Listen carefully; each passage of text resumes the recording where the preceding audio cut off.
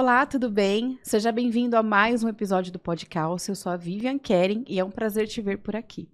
Hoje, nesse episódio mais do que especial, eu trouxe mais uma grande amiga, na verdade uma amiga de muitos anos, que é ela, Andréia Almeida. Ela é gestora de condomínios e ela é psicanalista clínica e terapeuta de florais de Bá. Oi, Ideia. Oi, bom dia. Tudo bem? Tudo bem. Então tá bom. Primeiro que é um prazer imenso ter você aqui por vários sentidos, né?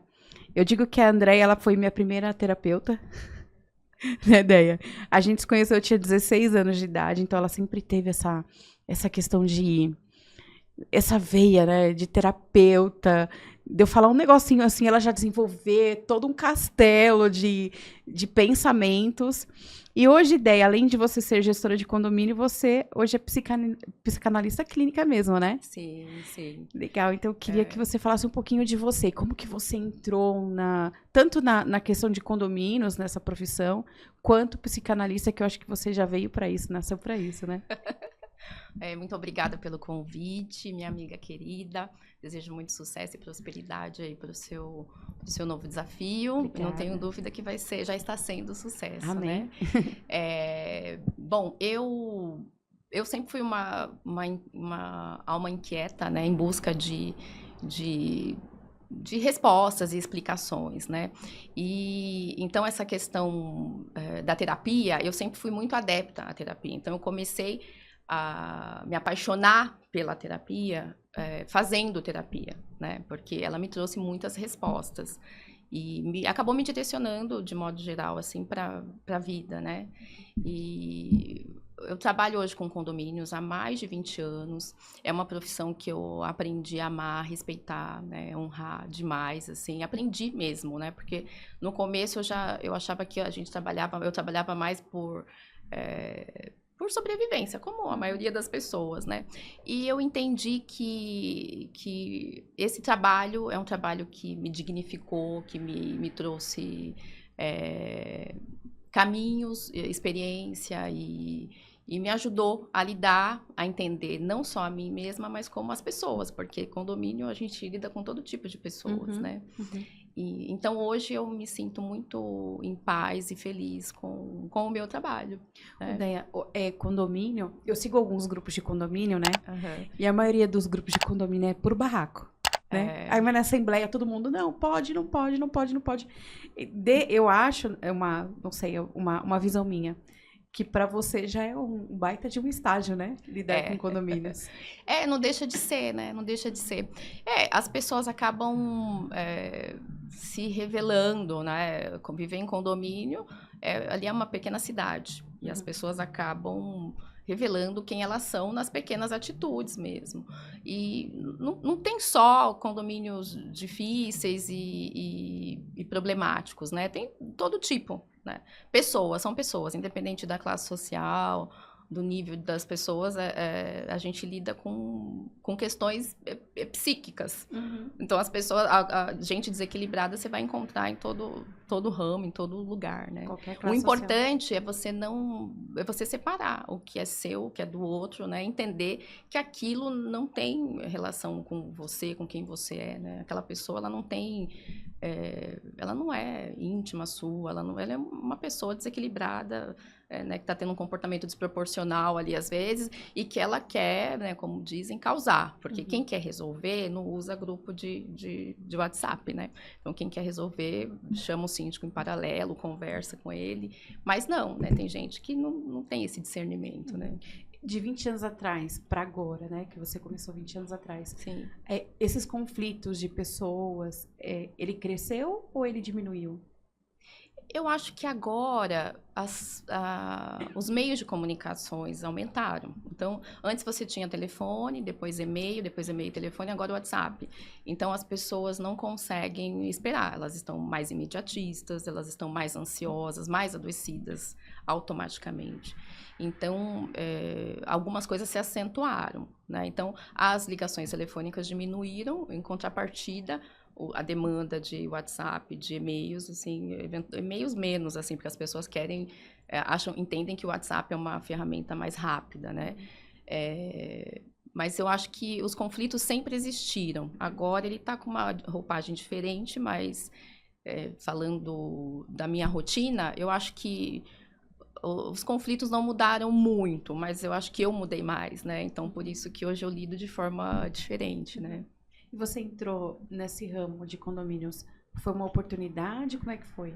Foi uma oportunidade, eu estava naquela fase do primeiro emprego, né? Aí fiz alguns trabalhos informais e uma amiga que tinha conseguido um trabalho numa administradora me indicou e eu fui ficando e fiz faculdade, fiz serviço social e trabalhei um pouco com serviço social também. Mas condomínios foi o que mais me prendeu, especialmente pela questão financeira, né? E, em paralelo, eu sempre continuei estudando, sempre gostei muito de estudar, de ler, me aperfeiçoar. Mas a área de condomínio é a área que eu também me aperfeiçoei, né? E aí eu acabei conciliando aí as duas coisas, né? Uhum. Agora, voltando um pouquinho, você estudou serviço social, Serviço né? social. Você trabalhou? Trabalhei com serviço social, E o que você fez quando você atuou? Eu trabalhei em ONGs. Trabalhei com moradores em situações de rua, trabalhei em projetos de crianças e adolescentes em situação de vulnerabilidade. Uhum. Trabalhei com mulheres vítimas de violência também. Você não era mãe ainda? Ainda não. Eu ainda não era mãe. E a maternidade me ampliou, né? Não só meus sentidos, mas meu olhar em relação à vida, né, de modo geral. E eu fiquei um pouco mais sensibilizada para trabalhar com crianças e adolescentes, né? Te entendo. Então a gente acaba ficando mais... A gente estava até falando aqui nos bastidores da série Tremembé, né? Que a gente estava conversando. Uhum. Que eu falei, daí eu não dei conta de passar do terceiro episódio. Eu acho que é o terceiro. Não, é o terceiro ou o quarto, eu não me lembro. Que uma das presas aparece do lado, assim, o nome, o que fez, né? Uhum. Conforme vai aparecendo os personagens, vai aparecendo. E ela filmou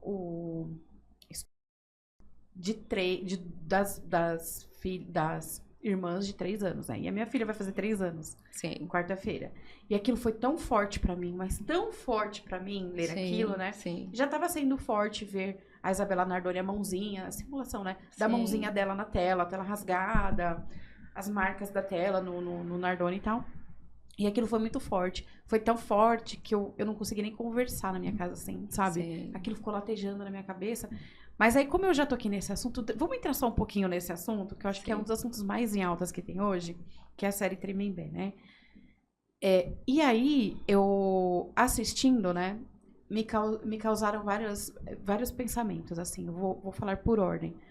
O primeiro pensamento que eu tive, assim, a primeira sensação que eu tive foi um mal-estar gigantesco de pensar como cada crime que cada um cometeu. Essa foi a primeira coisa. Sim. A segunda, eu não sei se é porque a série romantizou, não sei.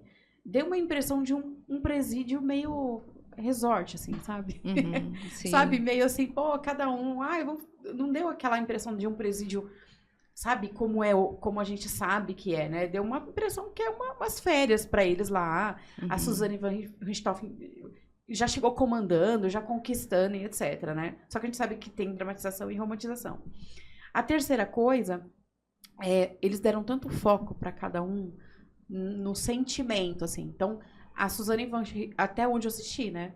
A Suzane, ela foi mais ela é manipuladora mesmo, ela está usando todos, né? Sim. Então, essa é a imagem dela. Dos cravinhos, o ex dela, que é o Daniel, foi assim, o arrependimento, ele se arrependeu de ter relacionado com ela, de ter matado e etc. Então foi pegando. E aí quando chegou na Matsunaga lá, né? Acho que é Matsunaga, né? Elisa Matsunaga. Buscou mais... E olha que coisa louca, Deia. Quando pegou a parte dela sendo maltratada pelo marido, ela foi lá e matou ele. Eu olhei pro Daniel e falei assim, pensando nesse lado, hein, Daniel? Ele mereceu morrer. Mereceu um tirinho, né? Então, de certa forma, fez a gente enxergar o seguinte. Depois ela foi lá pro escritório cara, mas assim, É. você viu aquela situação dela sendo tão violentada e reprimida e tal, e aí É. a gente, né? E aí É. eu queria que você falasse um pouquinho, o que você viu, o que você já puxou, assim, já viu sobre os casos. Romantizou bastante os assassinos, né? Eu acho que o papel da mídia é um pouco fazer esses recortes, né, de romantizar, e também tem um viés sensacionalista para alguns temas, né, mas eu acho que isso acaba confrontando um pouco da nossa cultura, né, a gente tem uma cultura muito voltada, eu me lembrei agora de um livro do Foucault, que é Crime e Castigo, que nós somos socialmente treinados, né, a entender a questão da violência, né, a punir, né, quem comete crimes, né, de forma sempre violenta e a gente entende que o castigo deve ser uma ferramenta de punição e uma punição eterna. Então, é desafiador para a gente, né, entender que a gente olha e tem aquela pessoa que cometeu o crime, ela tem uma vida e tem uma história. Né? Não é justificando, não é isso. Ela continua sendo criminosa, ela continua sendo, às vezes, tendo patologias, né? Porque eu entendo que existe ali várias patologias, né? E a gente lidar com isso, olhar para isso sem gritar justiça, né? Eu quero que essa pessoa sofra, eu quero que essa pessoa não é justo passar a história dessa pessoa do jeito que está sendo feito, gera uma certa indignação, né? Embora eu até vi também ouvi uma profissional falando sobre isso, que eu achei bem interessante, que se perguntarem o nome dos pais da Nardone, ninguém sabe, né? Porque isso não foi tão abordado assim. O nome da filha da Richthofen, né? Os pais da Richthofen, a filha da Nardone, né? Então, a vítima, ela não foi tão abordada nessa série. Eu acho que é por isso que por isso que as pessoas acabaram ficando um pouco indignadas, né? Muita gente indignada. Eu vi pessoas falando, olha, eu não consegui assistir, não quero saber, que ridículo, né? Abordarem de forma tão fofa, né? Pessoas criminosas e tal. Odeia, mas agora assim, né? A gente já sabia, existem séries americanas que retratam, e retratou também um pouco do que eu assisti, que são pessoas que têm um fetiche por presos, enfim, né? Então você vê presos que recebem cartas, né? Sim. Tem um caso que mostrou de uma irmã de um presidiário que foi pra cima do Daniel Cravinhos e, nossa, né? Um romance. E tem também aquele Maníaco do Parque também. Maníaco do Parque. Acho que ele casou até na prisão, né? Ele recebia cartas, assustador, mas existe, sim. Inclusive, eu já tive conhecimento de pessoas, mulheres, que levam mulheres para conhecerem presidiários e se relacionarem né, com presidiários. Né? Existe, sim, um contexto, um grupo para isso. Inclusive, tem uma série americana que trata disso. Que é o Amor Fora das Grades, alguma coisa assim. Alguma coisa assim. Que eu assisto, é viciante, né? Eu também vira e mexe me pego assistindo. E as pessoas acabam realmente criando vínculos e romances e construindo famílias a partir dessa relação. Tem gente que tem mesmo, não sei o nome que se dá para isso, né? É um fetiche, você acha que melhor definiu. Porque como explicar isso, né? O que me faz eu estando livre ir atrás de uma pessoa que está presa, uma pessoa que normalmente tem um viés de violência, né? Então o que me atrai, né? Eu acho que são questões complexas. Complexas. Você sabe, o Amor Fora das Grades, nossa, eu acho que eu já assisti quase todas as temporadas. Ele pega mais na bagunça, assim, no pós-violento, no pós de traição. Então, assim, existem casos que funciona. Eu fui pesquisar quando eu comecei a assistir o Amor Fora das Grades. Existem muitos casos que a pessoa sai, ela se transforma, ela muda, conhecendo outra pessoa de fora, se relacionando lá dentro. Sim. Só que eu acho que a mídia, ela sensacionaliza. Então, ela precisa de entretenimento. Isso. E na Ela precisa, felicidade, no bom e no... Não é entretenimento, né? é. É entretenimento na bagunça, no conflito, né? Eu acho que o papel. A mídia é reflexo também do nosso contexto social. E são realidades. E aí ela vem com esse recorte, né? Do sensacionalismo e do romance. Porque ela cria um romance. Quando você está assistindo uma série dessa, você fica tão envolvida que você torce para que aquilo dê certo, para que o bandido fique bom, para que ou a moça pare de traficar drogas, enfim, porque existem homens e mulheres, né? E isso reflete a, a doença mental, né? O quanto as pessoas estão adoecidas, né? Porque elas não conseguem buscar ou permanecer em relacionamentos saudáveis. Uhum. Então, ela precisa de um pouco de toxicidade, ela busca essa relação doentia, porque normalmente, infelizmente, está sempre voltado a um contexto de violência, seja psicológica ou física. E as pessoas não conseguem sair disso, porque elas naturalizam. Então, para elas é um contexto tão natural, um caminho tão espontâneo, né? Se as minhas amigas vão, por que eu não posso ir? Então, tudo é o contexto. A maioria dessas pessoas que se relacionam dessa forma, elas estão representando o contexto que elas vivem, né? Uhum. Então, é sempre uma amiga que leva a outra. Tem casos de homens também que eu descobri recentemente que os casos que eu tinha visto eram mais com mulheres, e eu fiquei impressionada. Tem muitos homens também, não sei se aqui eu nunca vi nenhuma série a respeito disso, mas nos Estados Unidos, muitos homens que buscam mulheres, romances, amores de mulheres presas, né? E é complexo, a gente tem que lidar com isso também, faz parte. Exatamente. Tem outra série que chama 90 Dias pra Casar. Você já assistiu? Ah, já. Poxa, já assisti todos também. Já assisti. E também são pessoas que buscam pessoas fora do país. Né? Tem o visto, o K1 e tal, né? Sim. Eles têm 90 dias pra casar por conta do visto, né?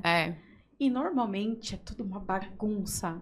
E a questão cultural é desafiador. Eu assisti uma americana que se apaixonou por um indiano. Eles se apaixonaram. E ela teve muitos problemas em se adaptar com a cultura deles, em relação à roupa, comida, e, enfim, é interessante, né, saber que isso é verdade, Exatamente. Isso não é... Tem um caso, eu acho que o nome dela é Tiger Lily, né? E ele é muçulmano, eu esqueci o nome dele, ele é muçulmano. E aí ela vem, olha o contexto dela. Ela, no primeiro casamento, ela foi muito abusada psicologicamente, assim, o cara era muito, né, enfim, narcisista, tá? Ela teve um filho. E aí ela foi livre. E ela tem muito dinheiro, então ela é muito bem sucedida. Ela é uma americana muito bem sucedida. E ela conheceu esse modelo, ele é um modelo muçulmano e tal. E se apaixonaram. Como eles só podiam ter relação depois do casamento, ela chegou e já foram direto pro cartório pra casar. O primeiro encontro da vida. Foram direto. E ele é um cara muito narcisista. Tipo, ele é muito, assim. E aí ele já começou a falar pra ela, essa roupa não pode, o cabeleireiro dela é homossexual. Ele falou assim, você não pode ficar sozinha com ele no mesmo ambiente. Então começou essa coisa assim. Conclusão, eles se casaram, e aí ele foi para os Estados Unidos, né? Eles continuam juntos, e aí vários takes que pegam ainda, ele é bem narcisista e tal, e ela aceita, né? E aí, existe um cancelamento do público com eles, acho que... Mas isso que eu achei interessante, o maior cancelamento nem foi tanto pra ele, que é o cara mesmo narcisista, foi pra ela que aceitou isso. E isso pra mim foi muito novo. Eu não consegui colocar na minha cabeça. Porque cancelaram ela e não ele? E não ele. Isso é um reflexo de um padrão, é um padrão social que a gente... tem, infelizmente, né? Porque a gente cobra muito da mulher. Então, tudo, a carga que a mulher, social, que a mulher carrega é bem pesada. E o homem acaba passando ileso em algumas questões justamente por conta disso, porque o foco não está tanto no homem, porque é muito natural, muito normal, muito mais comum do que você imagina, homens com perfis narcisistas, né? De forma do mais famoso ao mais anônimo. A gente ouve muito histórias de pessoas com esse tipo de perfil. Então, as mulheres acabam sofrendo mais em função dessa cobrança social de que a mulher ela tem que dar conta de tudo, né? Ela tem que dar conta de tudo, ela tem que ser perfeita, ela tem que saber reagir, mas aí se reage demais, ela é julgada, se reage de menos, ela é julgada também, então ela acaba ficando num contexto super difícil dela mesma entender qual que é o papel dela e o que ela deve fazer em relação àquilo. Uhum. Então, isso é muito ruim, né? Mas já começa assim, eu acho que eu sei qual é o casal que você está falando. O que fez essa mulher? A minha pergunta, eu acho que as respostas, elas acabam vindo a partir das perguntas que a gente faz. E ela, não sei se já se perguntou, acho que em algum momento, a mulher que passa por esse tipo de situação, ela precisa se perguntar o que me conecta a esse tipo de pessoa. Por que que eu faço sempre esse movimento de me sentir atraída por pessoas que me reprimem, que me humilham, né, que me colocam numa posição sempre de inferioridade. Então, o questionamento tem que ser, eu sempre entendo que deve ser esse. E em diferentes contextos, né? Então, certamente esse não foi o primeiro parceiro dela narcisista. E não sei se será o último. Né? Se ela não começar a fazer essas perguntas, certamente ela vai continuar esse padrão para o resto da vida. E a pessoa sem perceber, né? Ela não se percebe, porque ela entende que ela está num ritmo natural, normal. Uhum. Então, elas, inclusive, justificam, né? Então, elas falam, quando muitas mulheres falam dos seus parceiros, elas falam isso, olha, mas nem todo casal, nem tudo é perfeito, né? Então, as minhas amigas também reclamam disso, né? Não, mas é normal isso acontecer, né? Ele só ficou nervoso e gritou, né? Foi só um soco na mesa. Não, ele só não brigou comigo porque realmente minha saia estava curta. Elas acabam se justificando. E eu estou falando de mulheres esclarecidas, né? Mulheres que teoricamente, a gente espera um senso mais crítico, uma reflexão mais profunda sobre essas questões, porque hoje em dia a gente fala mais sobre isso, a gente escuta mais sobre isso, né? Então, isso é uma questão, uma doença social mesmo. Uma doença social e não é simples. Não é simples. Engraçado, a gente tem muito mais acesso hoje a esse tratamento psicólogo, né? Assim, de psicólogo do que antes, né? Muito mais. Sim. E a gente estava até comentando antes sobre a famosa NR1, né? Que você falou, nossa, viu, hoje é uma lei, né? Uma norma. Virou uma norma, né? Sim. É uma norma NR1 que as empresas tenham. Sim. Aí eu queria entender bem, o que é o NR1? Precisa ter uma pessoa dentro da empresa? Então, o NR1, ele obriga a empresa a ter um projeto voltado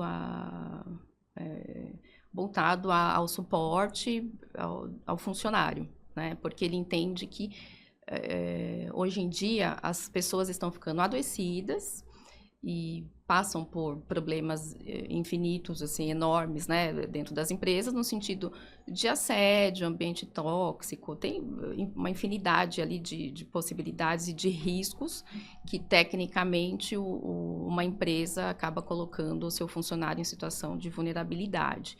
Então, a norma veio obrigar o empregador a participar dessa discussão, né? E ele promover o suporte, ele dá suporte ao funcionário dele para que o funcionário ele não adoeça na empresa dele, né? Mais ou menos esse é o objetivo. Mas que tipo de suporte que pode ter? Psicossocial, né? Imagina, eventualmente, se você tem alguém na sua empresa que está passando por assédio com um chefe muito autoritário ou uma carga de trabalho exaustiva. Então, a probabilidade dessa pessoa adoecer, ela é maior, né? Porque esse funcionário, ele tem a história de vida dele, né? E ele acaba, às vezes, vindo de casa numa condição mais fragilizada. E se ele está num ambiente desse, ele não consegue reagir como no sentido de pedir ajuda, talvez. Então, a empresa ela tem que estar à disposição do funcionário e mudar esses contextos que adoecem os funcionários, né? Especialmente quando a gente trata de chefias, né, mais autoritárias e que promove aí a toxicidade no ambiente de trabalho. Aí tem uma coisa que você falou, ideia tão interessante, que é o seguinte. Eu tive uma entrevistada aqui, que ela é gerente de RH, que ela é psicóloga também. E ela falou assim, Vi, a grande maioria dos processos que a gente tem é por questões de hierarquia. Então, é um processo contra o gerente. Eu fui danos morais. A grande maioria, danos morais, né? Então, você vê hoje, os meus clientes, eles têm que ter um cuidado tão grande para tratar, sabe, funcionário, no que fala e etc. E aí, você tocou num assunto que eu acho que ninguém fala, que é o seguinte: sempre a culpa, ela é delegada ao empregador. Ele que é um cara maçante, ele que é um cara narcisista e tal.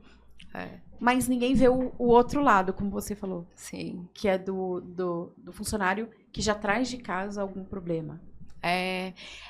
Porque para onde vamos, né? Para onde tem uma frase que eu gosto muito que fala assim: para onde iremos se tudo está dentro da gente, né? Para onde fugiremos se tudo está dentro da gente?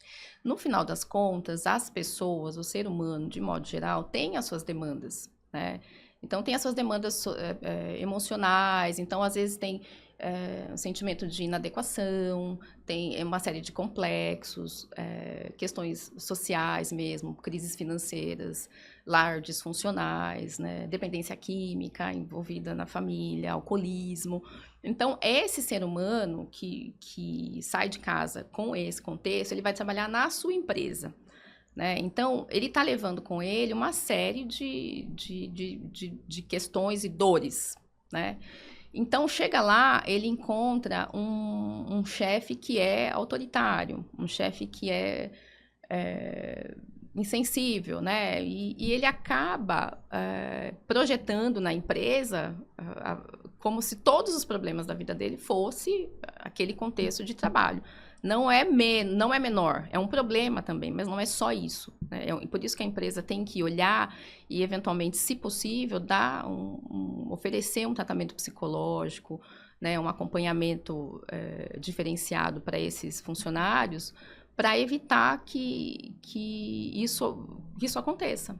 Porque a gente tem que saber o que é da pessoa, o que é da empresa. Então, isso não justifica, né? Então, não é porque a empresa vem de cá, a pessoa de repente está mais sensibilizada em casa, que vai justificar eu ter na minha empresa um funcionário, um chefe que não tem um comportamento adequado. Então, o empregador tem que olhar para isso e estabelecer, né, questões éticas, né, comportamentais, para que a empresa dele não seja mais um ambiente tóxico que venha acentuar a doença das pessoas. Existem empresas, eu imagino, que, assim, contribuem muito para adoecer as pessoas, mas também tem o outro lado, né? Tem aquele funcionário que, eventualmente, ele já está adoecido e acaba potencializando esse mal-estar dele, né? Essa doença, né? Emocional dentro da empresa. Ou, às vezes, ele até vem de outras empresas que foram super tóxicas. Então, ele já entra meio que envenenado aqui. Então, qualquer coisa é um gatilho. Às vezes, a empresa não é assim. Sim. Só que tudo é gatilho. Principalmente quando ela é do mesmo ramo, né? Sim. Então, imagina você que mexe com condomínios. A pessoa só muda de empresa. Só muda de empresa. Eu já tive algumas experiências com isso, de encontrar pessoas em diferentes empresas, porque eu já passei por algumas. E você percebe que o comportamento não mudou, né? A pessoa tem um traço... ela mantém o traço, o comportamento dela, né? Só muda de empresa. Só mudou de empresa, né? E é importante as pessoas olharem para isso. Eu acho que é super necessário.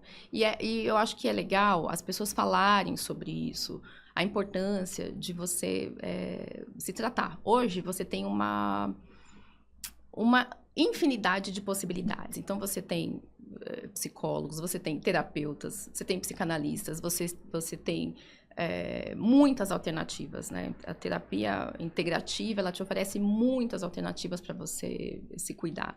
Então, é um movimento que eu sonho, desejo que parta sempre do indivíduo, da pessoa. Eu não estou bem comigo e eu preciso me cuidar.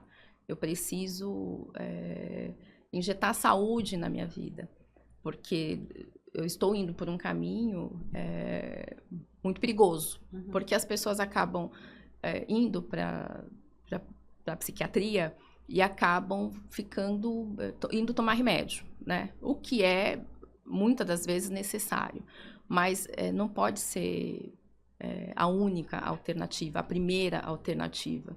A medicação é uma terapia temporária. O ideal é que as pessoas, se você não tem uma patologia, o ideal é que aquele tratamento seja pontual. Então, você está numa crise de depressão, de ansiedade, síndrome do pânico, vai fazer um tratamento sim, né? Isso é necessário. Mas é importante ter um plano de resgate ali, para que você se recomponha, para que você volte para o seu eixo, para que você consiga voltar para a sua autorregulação. Então, é importante que as pessoas busquem ajuda e entendam que elas precisam ter um plano pessoal e íntimo, né? Trabalhar a questão da espiritualidade, que é fundamental. Então, as pessoas que eu atendo, uma das primeiras coisas que eu oriento é tratar a espiritualidade, porque ela é o centro, né? Eu entendo que isso é fundamental para a psique do ser humano, né? Então, mas você está falando de religião? Não necessariamente, né? Então, a gente pode lidar com pessoas que não acreditam em Deus, são ateus, né? Mas ele tem o código de ética dele, o código moral, de princípios que levam ele para um caminho de conforto emocional, no sentido de propósito, ou no sentido de equilíbrio, né? Eu estou aqui, vou cumprir o meu papel, eu estou onde eu deveria estar, e eu entendo que essa questão da conexão da espiritualidade, ela te traz não só esse conforto, mas esse norte, esse caminho. Qual que é o meu propósito? O que eu estou fazendo aqui?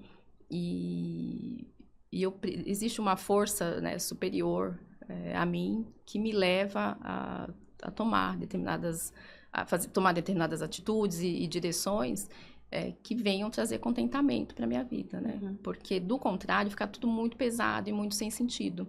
E as pessoas acabam sofrendo de angústia, porque é muito angustiante a gente imaginar que a gente está aqui sozinho, sem rumo, sem norte, né? Sem ninguém, né? Numa sociedade, às vezes, tão violenta e difícil, né? Mas não tem só coisa ruim, né? Tem coisa boa também, né? E eu acho que a gente tem que tomar muito cuidado com os extremos, assim, né? A religiosidade é o extremo. Eu passei por isso. Acho que você também passou por isso, né? Sim. Esse extremo da religiosidade. E o outro extremo de não acreditar mais em nada. Porque eu acho que o maior problema nosso é o ponto de equilíbrio.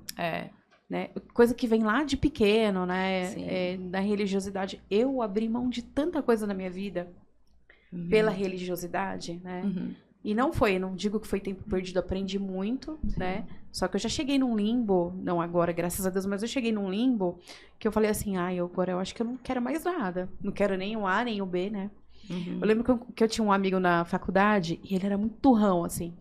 E ele falava assim, sou ateu, sou ateu, sou ateu. E eu só vi ele falar que ele era ateu e muito turrão, assim. Era muito inteligente, muito inteligente. E aí um dia eu falei assim, responde pra mim, você é ateu? Ele falou, sou, graças a Deus. Graças a Deus ele é ateu. E aí eu fui perguntar pra ele e a família inteira dele. São todos ateus e tal.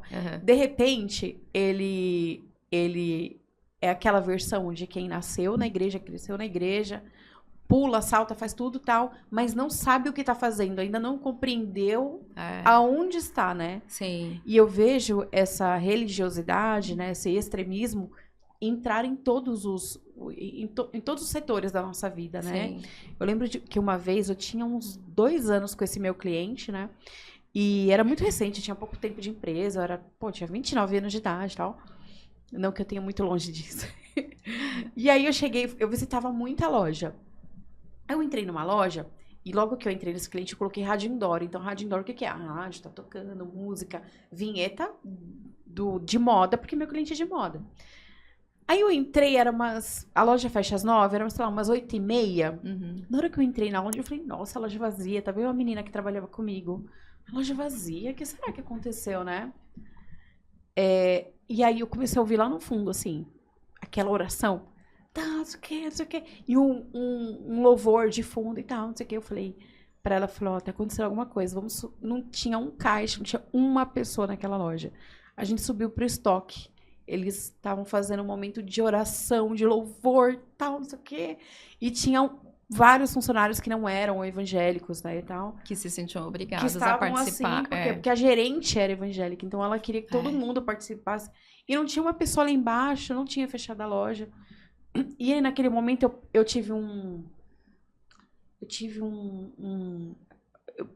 bateu pra mim, né? Eu fiquei confusa, porque eu falei, por um lado, eu sou evangélica, mas eu não compactuo com essa mistura, eu não compactuo com essa forma de trazer as pessoas e etc, Sim. né? E naquele momento, esse extremismo bateu muito forte pra mim. Sim. Porque eu falei, será que eu tô errada? Será que eu tô sendo... O que será que minha mãe vai pensar de mim? Nossa, só... Né? Desviada. Só desviada, né? Ou será que eu estou sendo realmente equilibrada de pensar que isso é errado? A gente cai numa linha da tolerância religiosa. Então, a NR1, essa loja precisa de um RH intervindo e criando um plano ali de ação, porque isso é considerado um ambiente tóxico, né?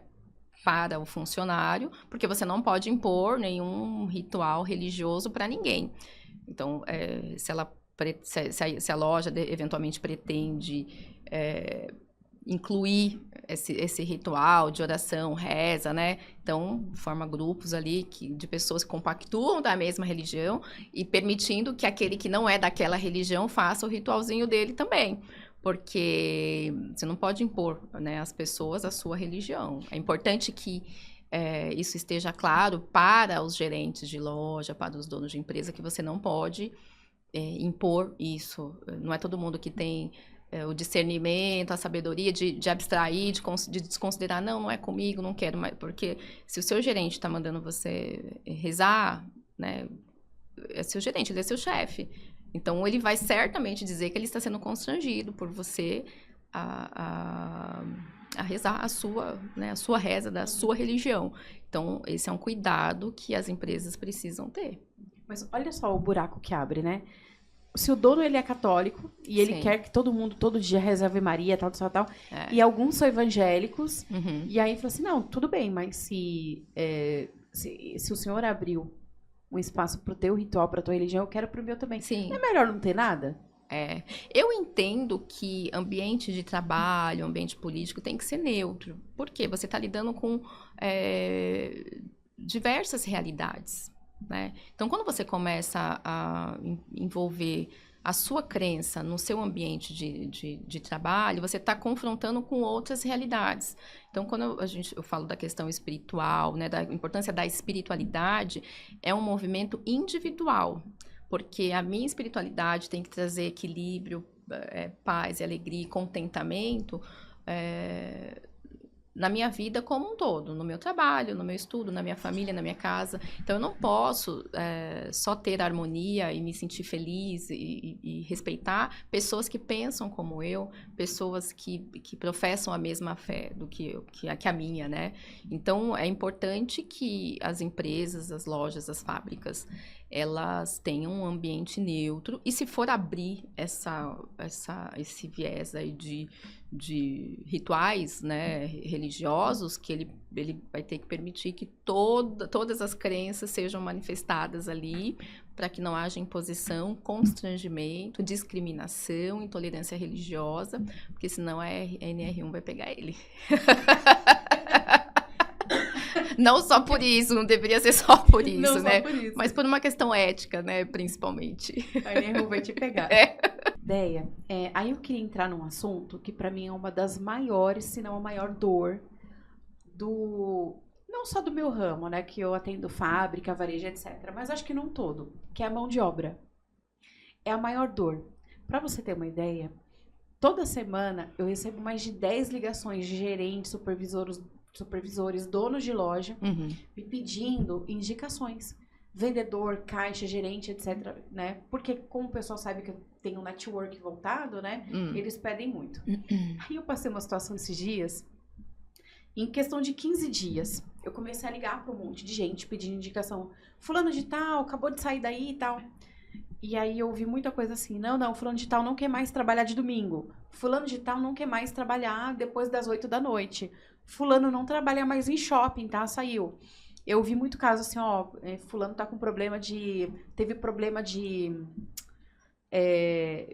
não é violência contra a mulher, sabe que... Maria da Penha? Não, assédio sexual na loja. Ok. Ó, o gerente tal foi assédio sexual. Ó, o gerente tal roubou. Ó, o gerente tal teve muito processo tal. E aí começou muita coisa. E a minha área é marketing, mas a gente acaba se envolvendo em tudo, né? Pelo network. Sim. E aí eu liguei para alguns clientes e falei, ferrou. Por quê? Porque o que acontece? A gente tá tendo muita resistência com a geração Z, que eu acho que é uma geração muito inteligente, muito competente, muito pra frente, né? Mas também é uma geração que, de repente, acho que tá enxergando outras coisas, assim, né? Não quer ficar muito tempo numa mesma empresa. E na nossa época, quanto mais tempo numa empresa, maior tua carreira, maior teu know-how. Hoje, eu não sei se eu tô errada, mas eu vejo que essa geração, acho que visa assim, ó. Quanto mais empresas eu passar, mais experiências, mais competente, etc, né? Sim. Eu queria ter o ponto de vista disso, porque tá todo mundo ferrado com isso. Novamente, a gente entra numa questão cultural e desafiadora, porque eu entendo que isso é um problema mesmo, é um problema crônico, social, para um empresário, de modo geral, para a estrutura social, né? Porque a gente está confrontando aí com princípios. A geração X, ela tinha um senso de dever e uma devoção ao trabalho, às autoridades, um respeito, uma postura bem diferente da Y e agora, né, da Z, muito menos. Porque a geração Z, ela é uma geração que já nasceu num contexto digital, de tecnologia. Eles têm habilidades incríveis, né, em relação ao mundo digital, mas eles são inquietos, né? Então eles buscam conciliar a questão de liberdade, prazer e trabalho. Então, eles não têm a fidelidade à empresa, a devoção ao trabalho que a geração X e Y tinha. A Y menos do que a geração X, né? Então, a gente tem que entender quem são essas pessoas, quais os princípios que essas pessoas carregam, e certamente isso vai abrir mercado para aqueles que eventualmente estão fora, né, por conta da idade, que às vezes as empresas optavam por pessoas mais jovens, mas eu já vejo esse movimento aí, o contrário, de gente querendo contratar pessoas mais velhas em função do comprometimento, em função dessa necessidade que as empresas, as lojas têm, que a geração dos mais jovens não estão mais tão dispostos a se adequarem. Uhum. Mas posso falar? A minha visão, tá? Acho que muita gente vai ser contra, mas a minha visão. Eu acho que se a nossa geração tivesse um pouquinho da geração Z, no sentido de priorizar muito a qualidade de vida, eu acho que a nossa geração estaria tão doente. Não estaria. Não é verdade? Não, eu penso assim. É verdade. É verdade, porque a geração X, ela vem de um contexto ela busca a estabilidade por sobrevivência, porque a gente vem de uma história carregada de luta, batalha dos nossos pais e tal. Então, a gente tem sempre aquela ideia de eu quero ter uma vida melhor. Então, eu preciso ter uma casa própria. Eu preciso ter uma casa própria, eu quero ter uma vida melhor, eu quero dar estabilidade para os meus filhos, não quero passar por tanta dificuldade como eu vi meus pais passarem. Então, é natural que tenhamos aí uma devoção ao trabalho, porque a gente entende que o trabalho é um meio ao fim, né? O trabalho é tudo na vida. E aí as pessoas acabam adoecendo e não olhando para o resto. Então, às vezes, a pessoa trabalhou tanto que perdeu a família, né? Porque a família ela é constituída de uma série de coisas e conexões. Então, o dinheiro não é necessário, mas ele não é suficiente para manter, né? Uma conexão familiar e uma vida saudável. A geração Z, ela já nasceu nesse contexto dessa família que ele não tem que lutar para sobreviver. Porque os pais dele já fizeram tudo por ele, então ele já não sabe o que é. Por que o pai trabalha tanto? Por que a mãe trabalha tanto? Ele já começa a questionar isso. Mas para que tudo isso? Porque ele não faz ideia do que é... Ele não precisa batalhar para sobreviver, né? E acaba entrando numa discussão de eu quero ser feliz. Eu tenho uma filha adolescente e vira e mexe a gente conversa sobre isso, o que você vai fazer de faculdade, o que você, né, quando ela começa a falar de pensar, o que eu penso sobre o futuro, ela quer ser feliz. Então, e para mim é desafiador ouvir isso, porque a gente aprendeu que a gente trabalha para sobreviver, né? Primeiro a gente sobrevive, depois a gente é feliz. Fazer as duas coisas ao mesmo tempo é muito difícil. E eu acho interessante, a gente tem que pensar sobre isso, porque a gente está num processo de construir um modelo de vida ideal do ponto de vista do saudável, porque a gente veio de um contexto adoecido. A gente não pode achar que a geração X foi incrível e não, ela tinha as suas dificuldades também, né? Agora a geração Z está te desafiando a ser feliz. E aí você se percebe com dificuldade em ser feliz, em relaxar, porque você não consegue pensar na felicidade fora do contexto, você só consegue produzir. Você não sabe o que é o ócio, você não sabe desfrutar do seu tempo livre. Quando você está sem trabalhar, você está ali ansioso, aflito, porque parece que você deixou de fazer alguma coisa e você não consegue relaxar. E isso acaba te levando a uma série de problemas. Porque você acaba desenvolvendo ansiedade, depressão. É muito conflitante, porque você se sente inadequado, né? Porque o que eu faço agora? Eu trabalho ou sou feliz, né? O que é melhor? O que eu vou fazer agora? Então, eu conheço muita gente que tem essa dificuldade de relaxar, de fazer pausas, de ter lazer, né? E tem agora o burnout, né? Que é algo que está super evidenciado aí no contexto do trabalho, especialmente, que nada mais é do que a exaustão. As pessoas vão trabalhando e vão perdendo o limite, e quando elas vêm, elas estão exaustas e adoecidas. E ali junta tudo, né? Ansiedade, depressão, síndrome do pânico.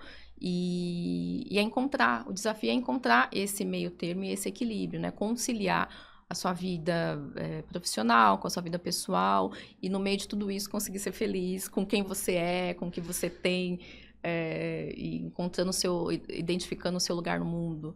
É desafiador mesmo. Mas a crise da mão de obra, ela é generalizada. É geral. É geral. No meu ramo também, no ramo de condomínios, tá muito difícil contratar.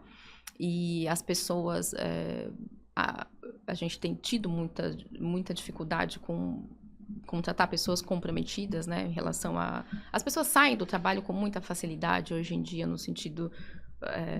não quero, tem que trabalhar.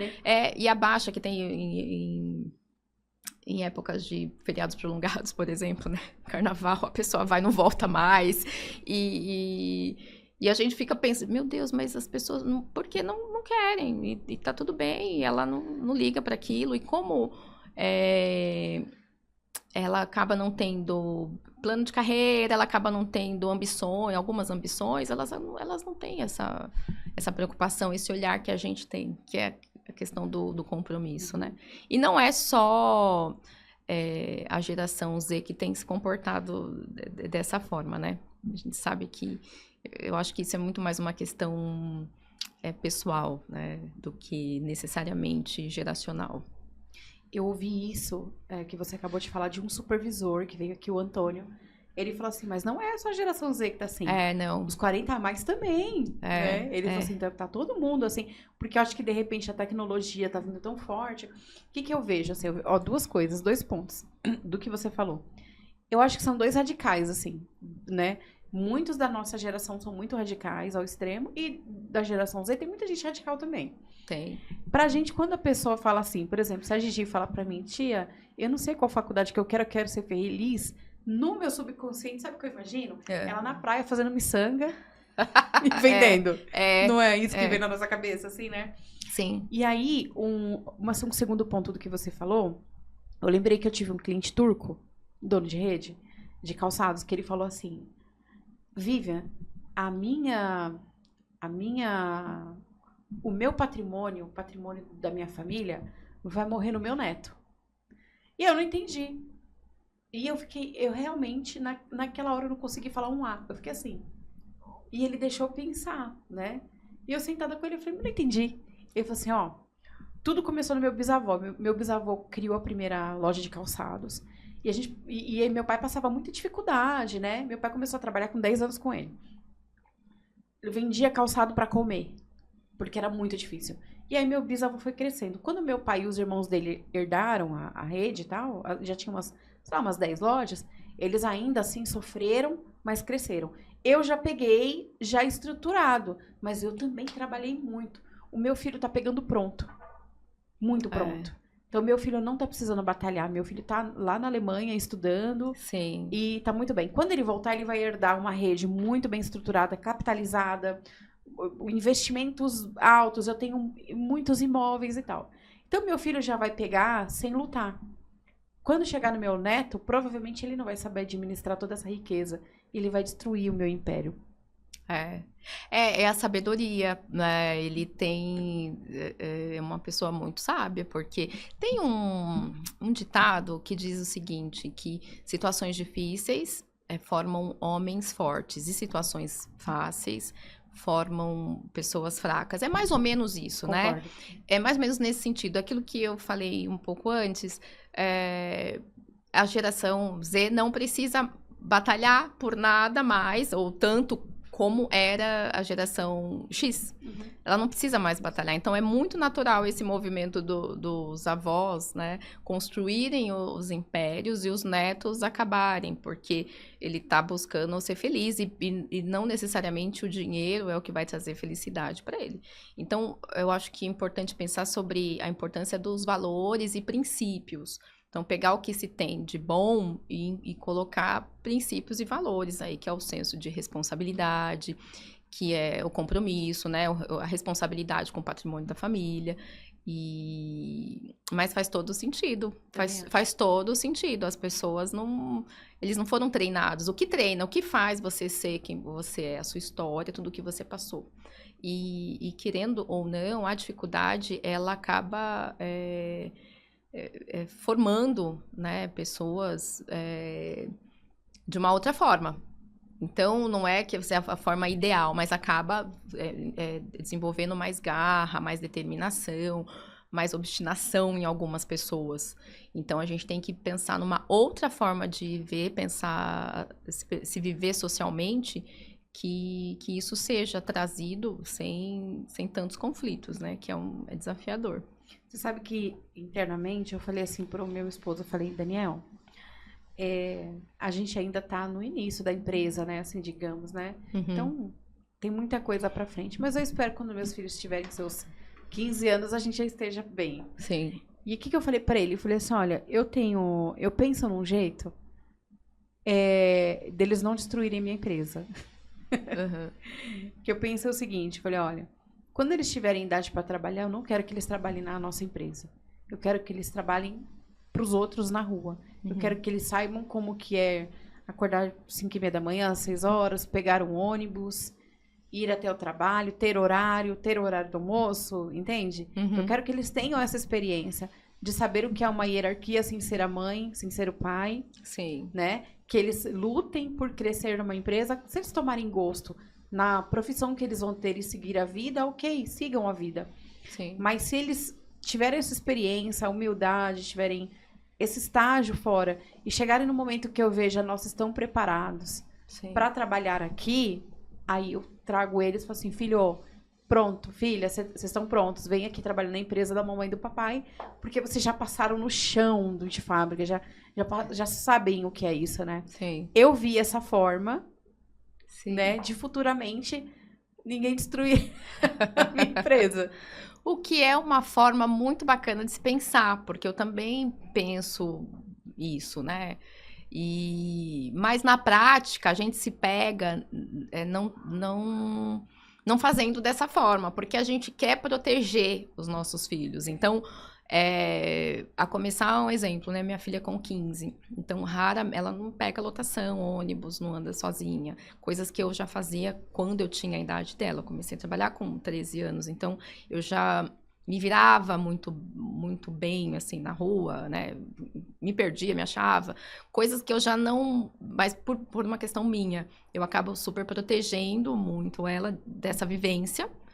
E isso acaba fazendo com que ela não amadureça em determinados aspectos. É o que você disse, né? Então, o ideal é que meu filho amadureça primeiro, né? Que ele vivencie coisas mais difíceis, né? No sentido de, olha, para valorizar. Então, você tem que valorizar, entender que as coisas não são fáceis, não caem do céu e tal, para que você mantenha o patrimônio da família. Mas aí o desafio é muito mais seu do que dele. Concordo. De você deixar, de você permitir mesmo e observar, né? Eu acho que é um modelo legal de se implantar na sua família. Só não sei se eu vou conseguir. Mas é exatamente isso. Odeia, ainda dentro da geração Z, a sua filha é geração Z. Minha filha é geração Z. O que, assim, eu não sei se você já tem pacientes de geração Z, ou que tem algum impacto. O que você tem percebido deles na questão de... eu não sei se é impressão minha, se eu vejo muito, eu fico muito fissurada assim, em reportagem e tal. Só que eu acho que é uma geração que se cobra, porque tem pais que se cobravam muito, que se cobram. Eu me cobro muito, acho que você também deve se cobrar de certa forma. Sim. E que eu acho que, de repente, a geração Z, boa parte, não tem a estrutura psicológica para aguentar essa pressão dos pais, assim. Então, o que você acha essa parte? Eu tenho, sim. Eu tenho pacientes da geração Z. E o nível de resistência à frustração é um pouco diferente. Porque... como a gente estava falando, né? Já nasceu com o celular na mão, então eles foram bombardeados de informação, então eles não têm muita paciência para muita coisa, principalmente para lidar com frustração. Todo mundo tem dificuldade de lidar, ninguém gosta de se sentir frustrado, mas o nível deles é mais, a impressão que eu tenho é que é mais acentuado, sim, em função de tudo isso, porque os pais pouparam essas crianças de muita coisa. Então, como a gente falou agora há pouco, os nossos pais estavam focados em sobreviver e nos alimentar, né? A gente já nos alimentar menos, né? Porque a gente já não precisava se preocupar com essas questões. Então, a gente se preparou para outras coisas. Então, os nossos filhos foram criados para muito mais desfrutar do que batalhar, muito mais receber do que dar. Então, eles são mais impacientes. Então, tem coisas que eles não conseguem assimilar e processar e acabam correndo o risco de se tornarem pessoas muito egoístas, né? Só pensam em si mesmo. O que importa é o que eu sou, o que eu sinto, o que eu quero, né? Então, esse é o desafio dessa geração e dos pais dessas crianças também, desses adolescentes. Porque, como são pais mais ocupados... a tendência é ele ceder mais e dar mais coisas para suprir, às vezes, a ausência. A ausência e a ausência principalmente de limites, né? De limite, de orientação. Porque o que, no fundo, eu sempre repito aí uma frase que eu gosto muito, que por dentro somos todos muito parecidos. Então, a expectativa, a necessidade do ser humano, são muito parecidas. Então, presença, carinho, participação, estar perto, estar junto, não pode ser substituído por coisas. Então, a gente tem que pensar mais sobre isso, né? O que eu estou fazendo com meu filho? Será que é melhor eu dar isso ou eu passear com ele, né? Eu estar com ele presente. Então, a impressão que dá é que o adolescente, ele tem essa falta de presença, essa falta de limites, essa falta de acompanhamento de olho no olho, de não vai, não pode, porque não é bom, né? Porque eles são seres humanos, né? E eles demandam de cuidado também. Então, a geração Z, ela está sinalizando para a gente que a gente precisa olhar para isso, né? Que a gente está falhando enquanto pais, enquanto sociedade, quando você não consegue dar limite para esse adolescente, né? Então, tem muitos casos de adolescentes que começam a beber muito cedo, né? Infelizmente. E os pais, às vezes, até demoram para descobrir, para perceber sinais, porque em função dessa ausência, né? Não só ausência física, né? Porque tá trabalhando, poxa, tá tentando ali sobreviver, né? Mas a ausência emocional, às vezes, porque ele também são pais esgotados. São pais esgotados e aí o filho tá lá no quarto, videogame, no celular e tal, eu tô aqui na sala, então ele tá dentro de casa, tá cuidado ali, mas você vê histórias bizarras que tem passado aí na mídia, né, de crimes digitais, enfim, que há muitos adolescentes envolvidos e os pais nem imaginaram. Aquela série Adolescência que foi tão, né, tão simples e tão profunda, no sentido de, olha, o seu filho tá dentro de casa e você não conseguiu perceber isso, né? Tanto que o pai acreditou muito, né? Acreditou muito e o coração partido, né? Eu fiquei muito triste com o desfecho da história. Mas é o que nós estamos vivenciando hoje. Então, todo mundo tem que pensar e repensar suas atitudes, a sua participação e a sua influência. Porque nós influenciamos e somos influenciáveis também. E eu acho que essa geração Z também tem esse ponto de fragilidade. Eles são... eu acho que essa superproteção e essas facilidades deixaram eles mais frágeis em muitas coisas. E aí tem a questão que você falou até antes da gente iniciar, que é a questão da gente se espelhar no outro, o outro sempre ser melhor. E eu acho isso tão evidente na geração Z. Sim.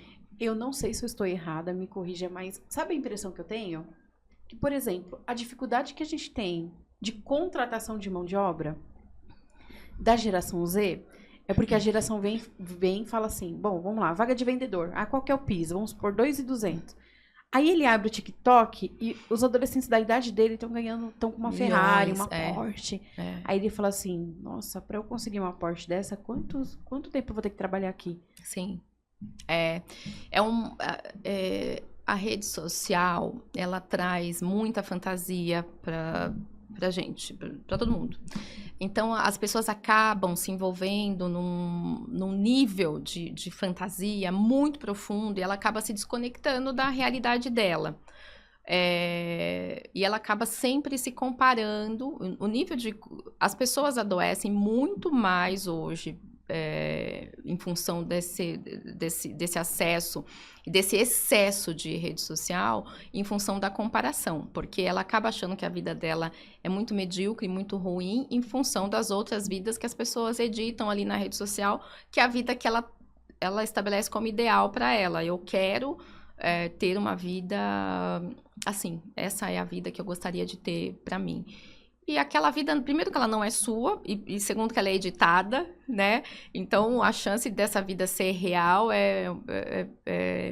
real 100% é muito pequena, né? E as pessoas acabam se comparando muito, elas não se conectam com a realidade delas, elas acham que elas são menores e acabam se sentindo medíocres, porque ela não é aquele famoso que está ganhando milhões e que tem a Porsche lá, né? E isso é um problema, porque todos nós temos a nossa importância, todos nós temos o nosso lugar no mundo. E a gente precisa descobrir esse lugar no mundo, entender que nem todo mundo nasceu para ser milionário, e nem todo mundo tem essa ambição, e tá tudo bem, né? Existem algumas pessoas que enfatizam muito e acabam dando muita ênfase à questão do poder aquisitivo, né? De você tem que ter dinheiro, você tem que ser rico, você pode ser rico sim, a questão da meritocracia. Numa sociedade como a nossa, é tão triste você ver as pessoas enfatizando isso, né? Então, eu não vou ser rico, não vou ser rica, e tá tudo bem, eu consigo ser feliz e ter uma vida ok, e tá bem, e curtir minha família, e ter lazer, e ter saúde emocional dentro da minha realidade. Qual que é o meu lugar no mundo? Qual que é o meu propósito de vida? É possível que eu desenvolva alta performance dentro do meu contexto. Então, eu posso ser um bom vendedor, e eu tenho o meu valor, eu sou importante dentro disso que eu estou fazendo. Ser um gerente de loja, ser a copeira, ser o faxineiro, o porteiro, né, o gerente de condomínio, o entregador, né? Então, qual que é o seu lugar no mundo? E isso não é comodismo, né? Entender quais são os seus limites, qual é o nível de ambição que você tem. Você quer melhorar, você quer mudar? Então tá, você vai ter que fazer isso, você vai ter que estudar, você vai ter que se preparar, se qualificar, pagar o preço, para que você, de repente, consiga galgar outros caminhos, né? Outros degraus, e no sentido de eu quero ter uma vida melhor, né? Agora, e se essa pessoa não tem essa ambição? Ela tá fora do jogo? Imagina se todo mundo sonhar em ser milionário, né? Se todo mundo for patrão. Se todo mundo for patrão, como é que vai ser, né? E é um contexto social, o que eu sempre acho que é importante a gente refletir, porque tem coisas que são possíveis de serem mudadas, tem outras que não. E aí, você está dizendo que as pessoas têm que ficarem acomodadas? Não, eu estou dizendo que elas têm que ter clareza do papel que elas ocupam, onde elas estão, o que elas representam diante desse todo, e como ela vai, como que ela consegue viver bem dentro desse contexto, né? Então é importante ela entender isso, que ela não é culpada, no sentido de eu não consigo me adequar e não conseguir ficar rico, né, com 40 anos, né, como eu já ouvi gente falar disso, né? Mas eu consegui aqui construir minha família, construir minha história, e estou batalhando para melhorar, para tornar a minha vida mais confortável possível e trazer valores, né, para minha família, para os meus filhos, para que eu consiga ter contentamento na vida, porque se a gente ficar sempre olhando para o outro, entendendo que a vida do outro é melhor do que a nossa, eu tô fatada à infelicidade, à amargura e à doença, né? Eu vou ficar doente com certeza. Eu acho que a internet ela é tão radical a ponto da gente achar que a meritocracia ela serve somente para finalidade financeira, por exemplo. Ao meu ver, a meritocracia, eu acredito na meritocracia de oportunidades. Então, como assim? Eu acredito o seguinte: se eu estou, por exemplo, dentro de uma loja e eu quero chegar a CEO da empresa, né? Vamos supor. É mérito meu eu sair de estoquista para vendedor, de vendedor para gerente e até chegar lá. Por que é mérito meu? Eu estudei, eu trabalhei, eu fui honesta, pontual, né? Fui uma boa líder, eu aprendi, etc. Então, eu aproveitei as oportunidades de promoções e mérito meu que eu consegui. Por que mérito meu? Porque eu fiz por onde, né? Agora, as pessoas usam, ao meu ver, a parte da meritocracia para você não é rico porque você não tem mérito para isso. que você não fez por isso? Você não acordou cedo Você não acordou cedo. Você não você tomou banho gelado. você Você não colocou a cabeça no gelo. Sim. Exato. Então, eu acho que deturpa muito a questão da meritocracia. Sim. Né? Eu vejo que você tá onde você tá por mérito seu. Você sempre tá estudando, sempre fazendo, não, né? Sim. E eu vejo que você tá realizando sonhos seus hoje, inclusive, por mérito. Só que eu acho que o mérito ficou politizado, o mérito ficou deturpado, né?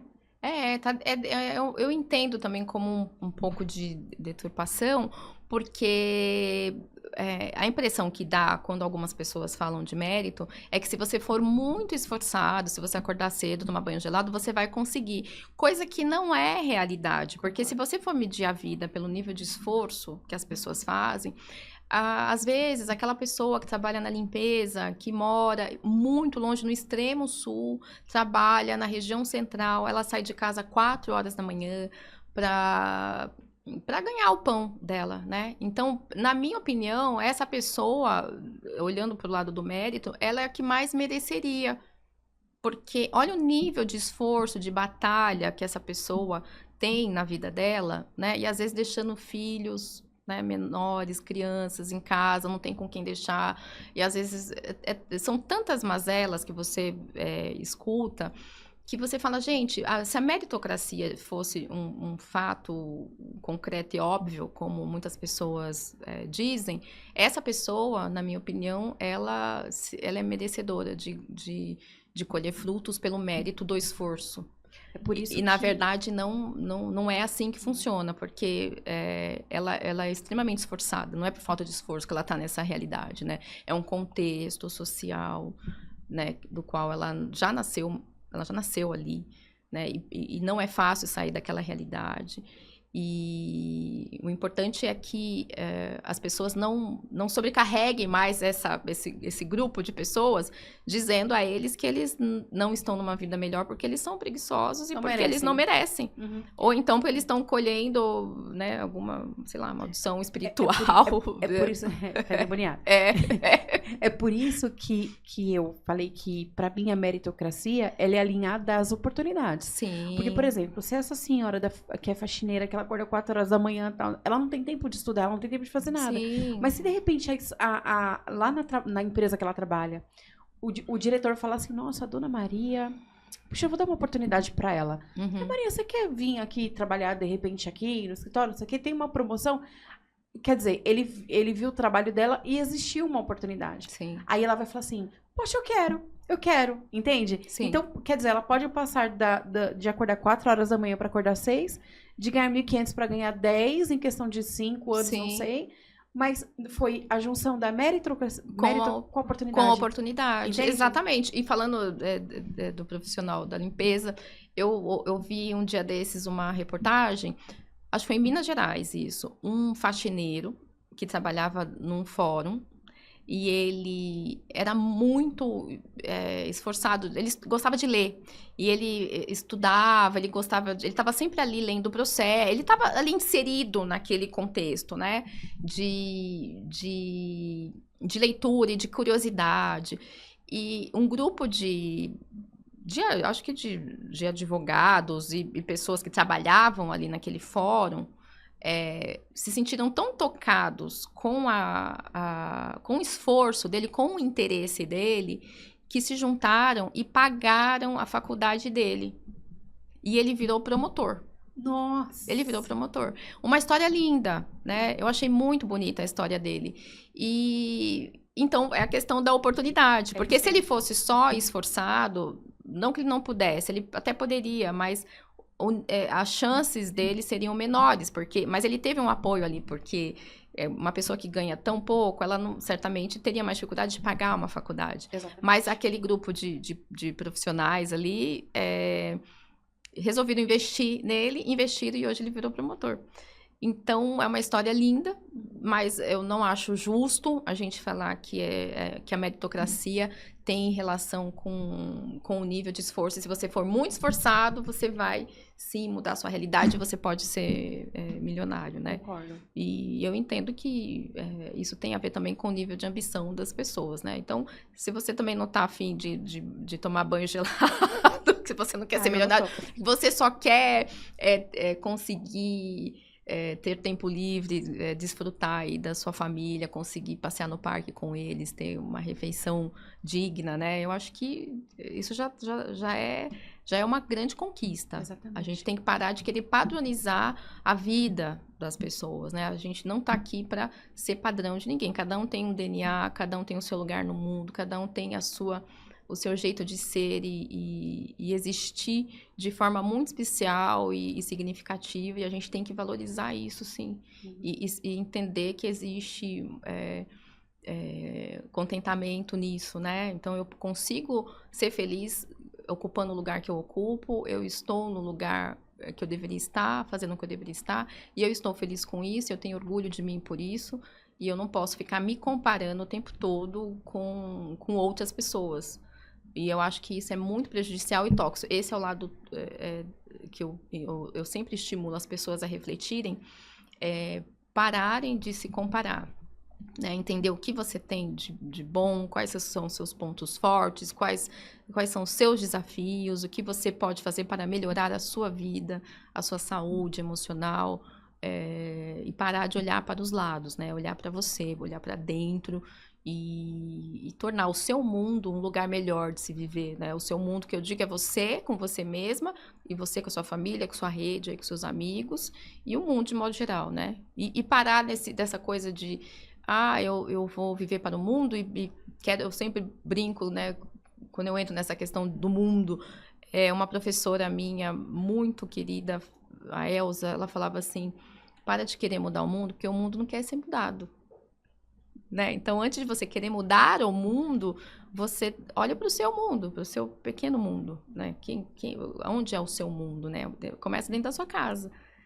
Então, a gente fica querendo mudar, né, o externo e não consegue fazer movimento simples, que é olhar para o interno, que é valorizar quem está do seu lado, que é tornar aquele seu mundo, seja uma casa de 40 metros quadrados ou uma mansão, né, de 1.000 metros quadrados, um ambiente melhor para se viver, né, e entender e valorizar aquilo e tornar esse mundo agradável, né? Então, é importante a gente refletir. Eu sempre levo a minha filha a pensar sobre isso, minhas sobrinhas e as pessoas que eu converso, porque senão a gente nunca vai estar aqui. A gente vai estar sempre num outro lugar, e esse lugar nunca é o nosso lugar, é sempre o lugar do outro. Do outro, exatamente. Então, é importante a gente pensar sobre isso. Você sabe que eu fiz uma comparação esses dias com nós atualmente e com o meu ramo, né, o varejo, que esses dias eu falei para uma amiga assim, eu falei assim, olha para você ver como a gente é igual, todo mundo é igual, empresa. Não os meus clientes em geral, a maioria do varejo, ele é assim, ele não sabe quem é a persona dele, não sabe quem é o cliente, ele não sabe, ele não tem tanto conhecimento do negócio dele quanto ele tem do concorrente. Sim. Ele sabe a comunicação do concorrente, ele sabe qual que é o público dele, o que ele vende, o produto, ele sabe tudo. Por quê? Porque ele quer ser o outro. Ele quer ser o outro, ele quer ser melhor até do que o outro. Sim. Só que ele esquece do dele. Aí quando ele vai pegar um pouquinho do outro pra fazer no dele, não tem nada a ver com a realidade dele. O produto do outro não tem a ver com o público dele, não tem nada a ver. Aí acontece um monte de bagunça. Esses dias um cliente falou, eu quero que você faça isso aqui igualzinho aquele lá. Aí a gente falou, então, mas o problema é que o dele é outra região. Não, eu quero igualzinho o dele lá. A gente não, a nossa realidade não tá assim também? A gente nem sabe aonde a gente quer chegar. Eu quero uma casa própria, que eu fui criada para ter uma casa própria. Ou será que eu quero igual essa nova geração que tá no TikTok? Que é melhor eu fazer investimentos, pegar a renda fixa desse investimento e alugar uma casa da hora.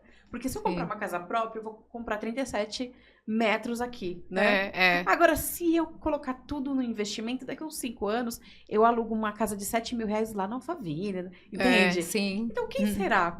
Mas o que será que se adequa à minha realidade? Quem sou eu, né? Sim. E esse sonho, ele é de quem? O sonho que eu estou vivendo, idealizando, é tudo parte da idealização. Esse sonho é de quem? Né? Então, eu quero ter uma mansão baseada em quê? Aonde eu vi isso? Que a mansão vai me trazer a felicidade e a alegria que eu desejo ter.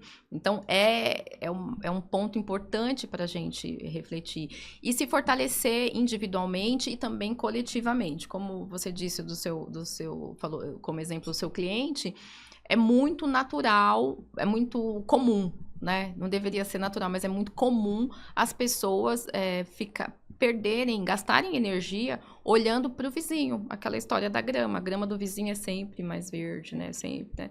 Aí agora falaram, mas a grama do vizinho é artificial. Então, eu não percebi, mas é artificial, por isso que ela tá sempre verde, né? Então, parar de olhar para o concorrente e ficar olhando no sentido de eu quero ser parecido com ele. É olhar para si e falar o que eu tenho de potencial, o que eu tenho de diferencial para oferecer. Então, até é importante na hora de você vender o seu serviço, o seu produto, né? Nunca falar mal do seu concorrente. Então, não fale do seu concorrente, fale de você, daquilo que você tem de bom a oferecer, daquilo que você tem de concreto e de especial. Porque todo mundo quer ser especial e todo mundo busca algo especial. O que você tem de especial na sua loja? Por que eu posso comprar o mesmo produto? Por que eu compro aqui e não lá? Porque se eu der 10 passos, eu posso até achar um pouquinho mais barato, mas por que eu venho aqui? Porque eu criei conexão.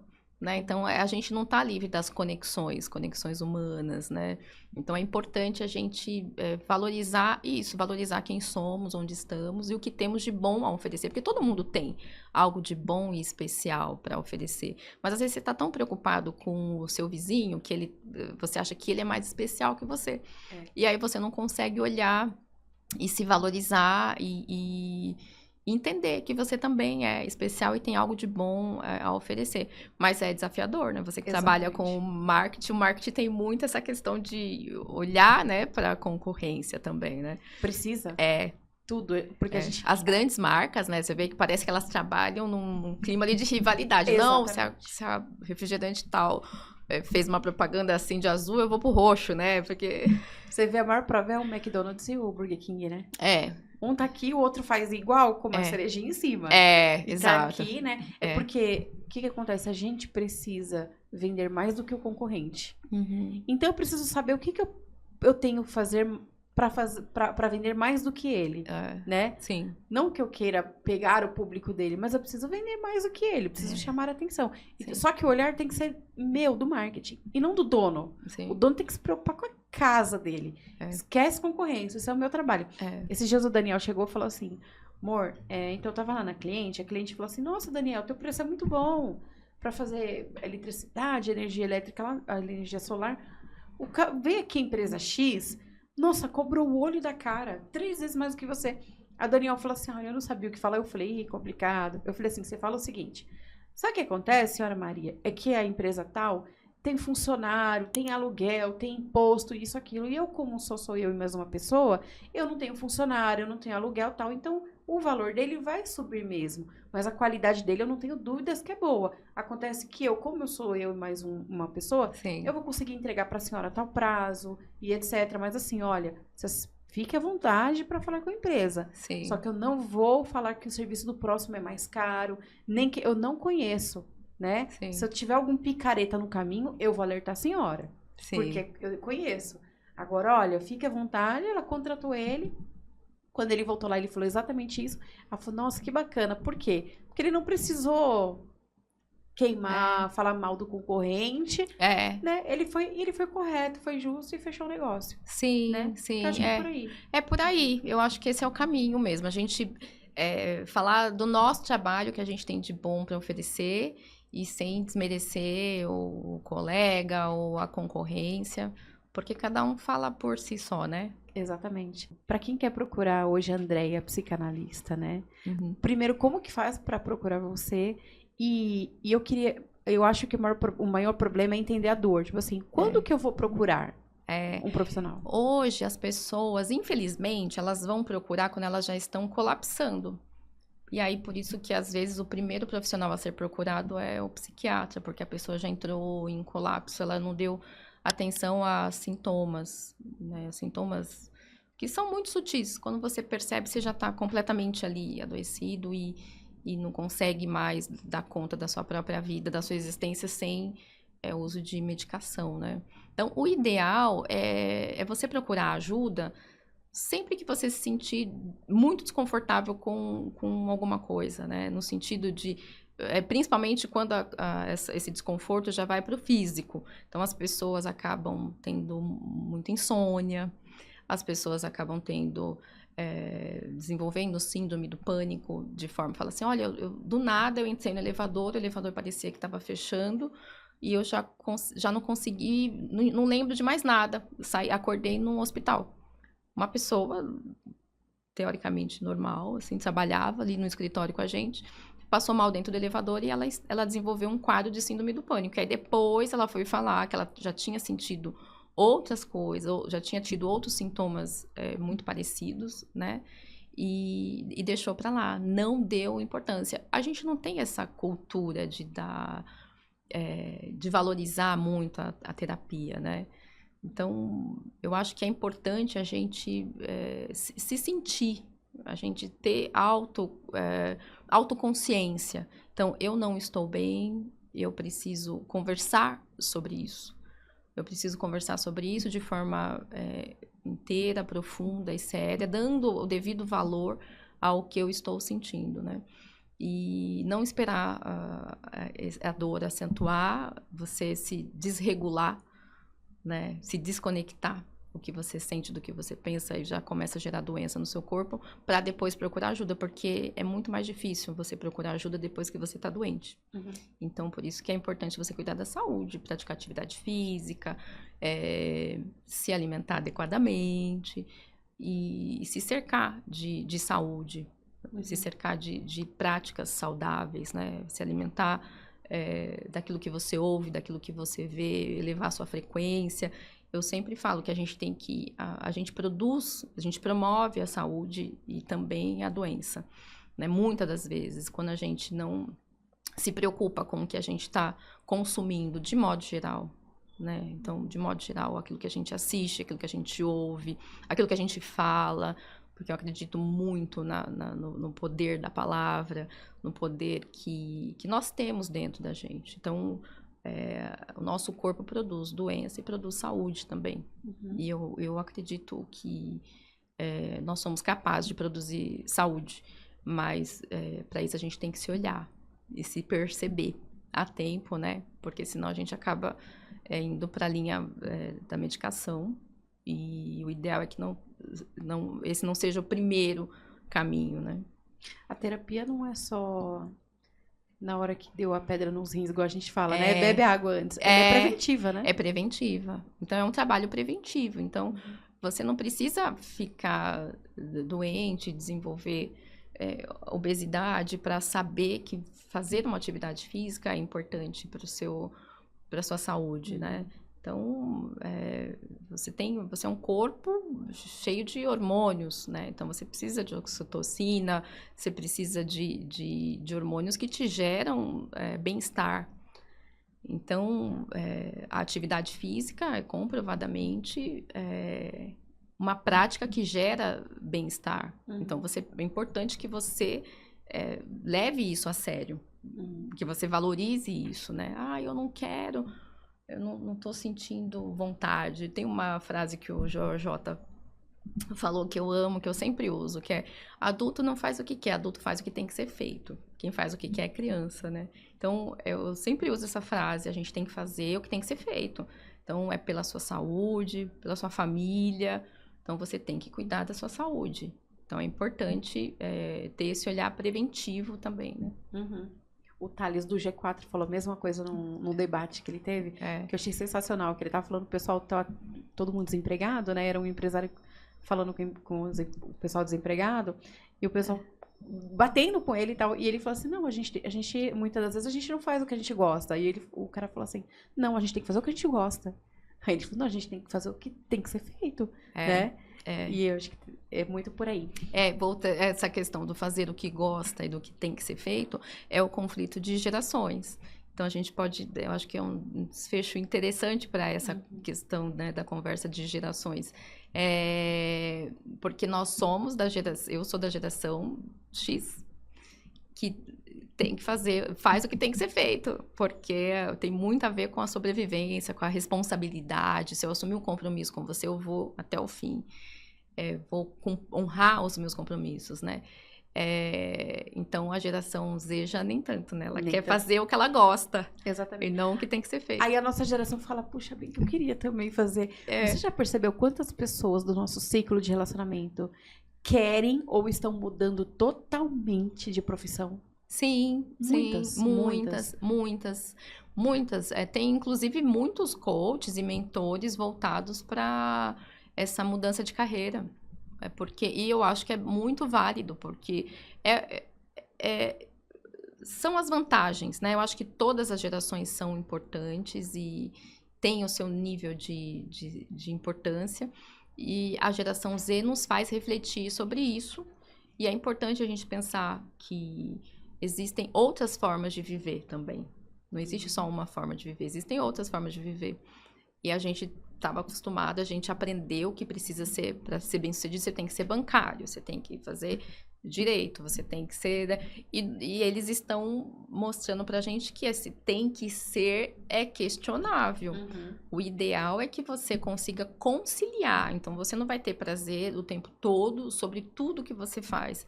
Mas o fato de você conseguir conciliar e adequar a sua vida a momentos e a pequenos prazeres é fundamental, é sensacional. Você já está saindo do extremo, né? O ideal é que você não seja extremista em nada.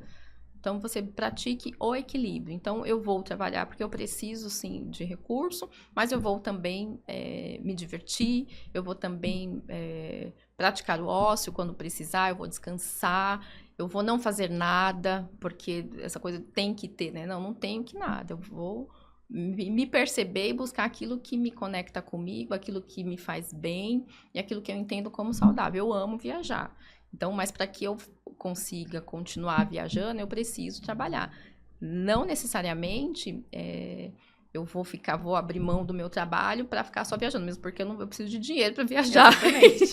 Então, eu preciso equilibrar os pratos, né? A gente está sempre equilibrando os pratos, né? Exatamente. Então, você trabalha, você produz, você faz o que você gosta, e é esse movimento que eu estou fazendo, né? Eu trabalho numa empresa que eu amo muito, que eu honro demais, e que hoje eu considero a melhor de São Paulo, porque eu já passei por algumas, né?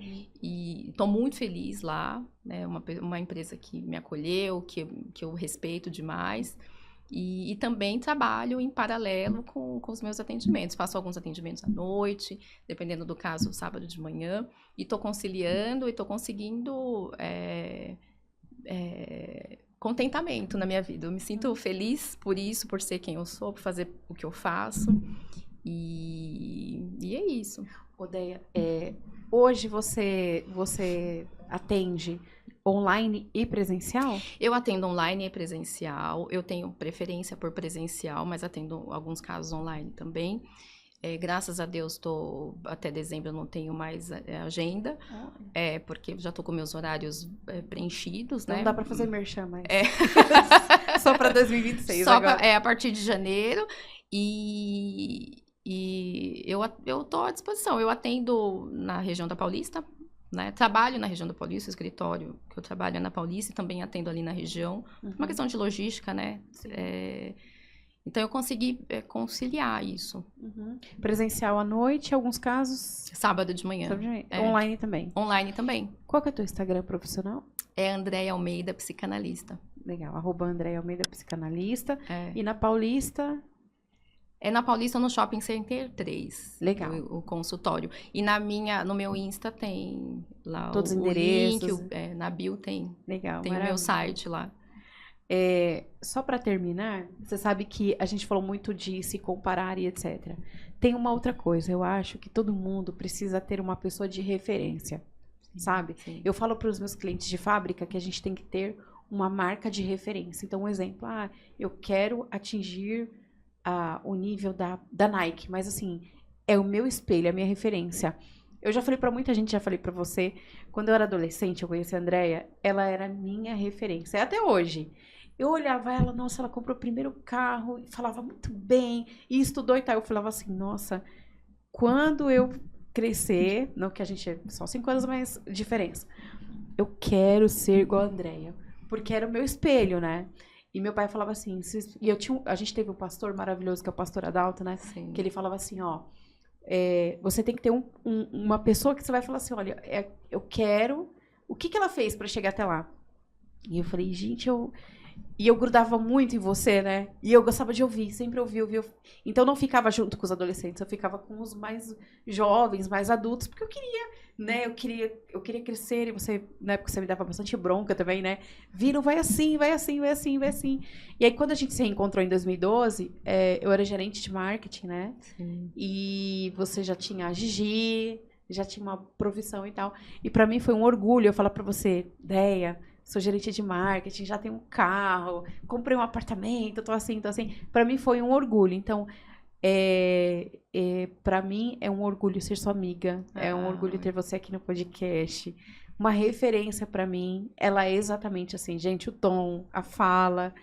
Às vezes eu vou só falar alguma coisinha, Deia, aconteceu isso. Ela fala, veja bem. Obrigada por ter vindo. Que honra. Que honra minha. Que papo legal, que legal. Obrigada por ter Muito vindo. obrigada, muito orgulhosa também de ser sua amiga.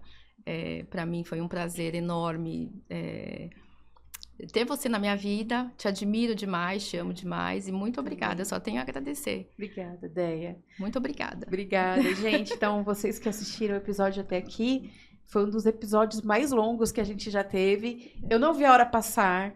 E foi maravilhoso. Obrigada a você que assistiu até aqui. Esse episódio especial sobre pessoas, sobre equilíbrio. Ela vai pro ar no dia 18, às 19 horas. E vai ter muito corte também, tá bom? Então a gente se vê no próximo episódio, se Deus quiser. Obrigada.